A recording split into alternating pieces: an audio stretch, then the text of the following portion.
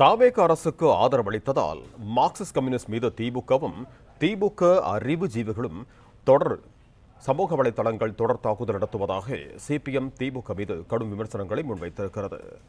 இது தொடர்பான கூடுதல் விவரங்களோடு இணைகிறார் எமது செய்தியாளர் ரகுபதி. வணக்கம் ரகுபதி, உங்களிடம் இருக்கும் தகவல்களை சொல்லுங்க. வணக்கம். புதிய அரசியல் சூழல்களும் மார்க்சிஸ்ட் கம்யூனிஸ்ட் கட்சியின் நிலைப்பாடுகளும் குறித்து சிபிஎம் மாநில செயலாளர் சண்முகம் ஒரு எக்ஸல பதிவை வெளியிட்டுள்ளார்.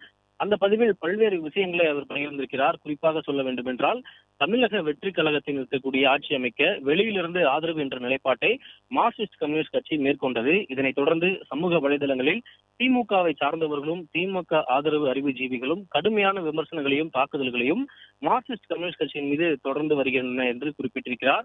இந்நிலையில் அதற்கு விளக்கம் அளிக்கும் வகையில் பல்வேறு கருத்துக்களையும் அந்த விவாதங்களையும் தெளிவுபடுத்தியிருக்கிறார் சிபிஎம் மாநில செயலாளர் சண்முகம் அவர்கள்.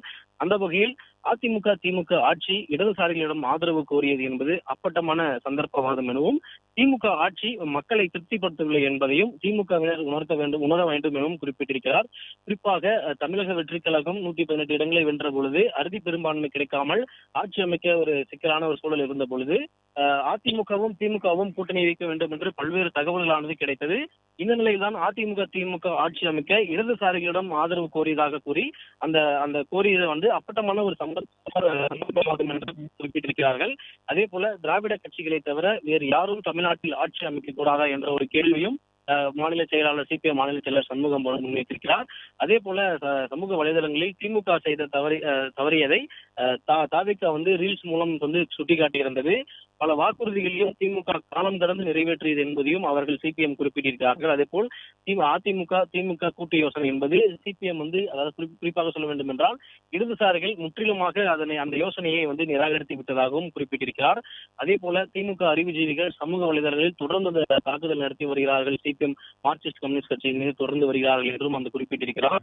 தொடர்ந்து சில வாக்குறுதிகளை திமுக நிறைவேற்றவில்லை எனவும், காலம் தாழ்த்தி நிறைவேற்றுவதுதான் அந்த தோல்விக்கான காரணம் என்றும் அந்த சிபிஎம் மாநில செயலாளர் அந்த அறிக்கையில் குறிப்பிட்டிருக்கிறார். தாவேகாவை ஆதரிப்பது என்ற இடதுசாரிகளின் கட்சி மிகவும் சரியானது எனவும் குறிப்பிட்டிருக்கிறார். தாவேகாவை இடதுசாரிகள் ஆதரிப்பதில் திமுகவினர் கோபம் கொள்வதில் எந்த அடிப்படையும் இல்லை என குறிப்பிட்டிருக்கிறார். அதாவது திமுகவினரும் அதனுடைய அறிவுஜீவிகளும் என குறிப்பிட்டு தொடர்ந்து விமர்சனம் செய்து வருகிறார்கள் என்ற அந்த ஒரு குறிப்பை சொல்லியிருந்தார். இந்த நிலையில் அவர்கள் கோபம் கொள்வதில் எந்த ஒரு நியாயமும் அடிப்படையும் இல்லை என்றும் அவர் குறிப்பிட்டிருக்கிறார். சமூக வலைதளங்களில் திமுகவினர் மற்றும் அந்த அறிவுஜீவிகள் கடுமையான விமர்சிப்பதற்கு அது பதிலளிக்க இந்த ஒரு பதிலை தெரிவித்திருக்கிறார். அதே போல திமுகவின் பல வாக்குறுதிகள் காலம் கடந்தும் சில வாக்குறுதிகள் நிறைவேற்றவே இல்லை என்றும் அந்த குறிப்பாக சொல்லியிருக்கிறார். பாஜகவும் திமுகவும் கடைபிடித்த நவீன தாராளமய பொருளாதார கொள்கையால் தான் மக்கள் பாதிக்கப்பட்டிருந்தார்கள். அதனை ரீல்ஸ் மூலம் அவர்கள் வெளிப்படுத்தியிருந்தார்கள் என்றும் குறிப்பாக சொல்லியிருக்கிறார்கள். அதாவது சமூக வலைதளங்களில் சரியாக பயன்படுத்தி மக்களை ஏமாற்றி தாவேகாவினர் வெற்றி பெற்று விட்டனர். இது ரீல்ஸ் ஆட்சி தானே தவிர ரியல் ஆட்சிக்கான அந்த கருத்தானது முன்வைக்கப்பட்டிருந்தது.